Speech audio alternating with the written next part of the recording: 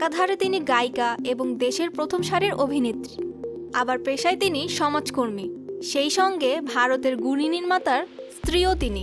বলছিলাম রাফিয়াত রশিদ মিথিলার কথা। বাংলাদেশ ছাড়াও ভারতে দর্শকের মনে জায়গা করে নিয়েছেন তিনি।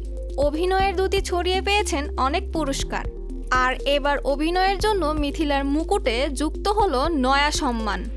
ভারতের মর্যাদাপূর্ণ পুরস্কার দাদা সাহেব ফালকে সেরা অভিনেত্রীর পুরস্কার পেয়েছেন এই অভিনেত্রী। টলিউড সিনেমা ও অভাগীর জন্যই এই পুরস্কার ঘরে তোলেন মিথিলা। এক ভিডিও বার্তার মাধ্যমে নিজেই এই পুরস্কার প্রাপ্তির তথ্য জানিয়েছেন। শরৎচন্দ্র চট্টোপাধ্যায়ের অভাগীর স্বর্গ অবলম্বনে সিনেমাটি নির্মাণ করেছে অনির্বাণ চক্রবর্তী। পরিচালনার পাশাপাশি চিত্রনাট্যও লিখেছেন তিনি।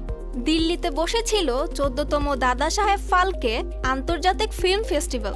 যদিও দিল্লিতে আয়োজিত এই অনুষ্ঠানে উপস্থিত থাকতে পারেননি মিথিলা, কারণ এই মুহূর্তে বাংলাদেশে রয়েছেন তিনি। তবে তার জায়গায় পুরস্কার গ্রহণ করেছে সিনেমার পরিচালক ও প্রযোজক। পুরস্কার পেয়ে উচ্ছ্বাসিত অভিনেত্রী। মুক্তির পর থেকেই দর্শকদের মধ্যে আলাদা উন্মাদনা ছিল ও অভাগী সিনেমা নিয়ে। সিনেমাটিতে মিথিলা ছাড়াও অভিনয় করেছেন আর.জে. সায়ন, দেবযানী চট্টোপাধ্যায় আর জে জিনিয়া। এই সিনেমায় ফুটে উঠেছে এই সমাজের এক অন্য গল্প।